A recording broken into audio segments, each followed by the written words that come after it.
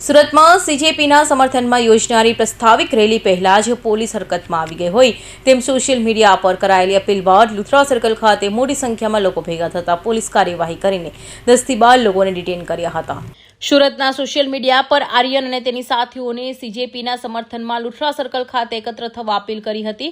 મોટી સંખ્યામાં યુવકો અને વિદ્યાર્થીઓ ભેગા થવાની માહિતી મળતા સુરત પોલીસ અગાઉથી જ લુથરા સર્કલ પર ભારે પોલીસ બંદોબસ્ત ગોઠવી દીધો હતો અને શહેર પોલીસના ઉચ્ચ અધિકારીઓ પણ સ્થળ પર હાજર રહ્યા હતા।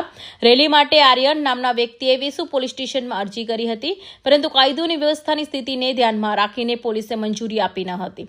તેમ છતાં અનેક લોકો લુથરા સર્કલ પર પહોંચી ગયા હતા। લુથરા સર્કલથી અણુદ્વાર થઈ ગઈ કારગિલ ચોક સુધી રેલી યોજવાની હતી। લોકો ભેગા થતા જ પોલીસે તાત્કાલિક કાર્યવાહી કરી અંદાજે 10 થી 12 લોકોને ડિટેન કરી પોલીસ સ્ટેશને લઈ ગઈ હતી।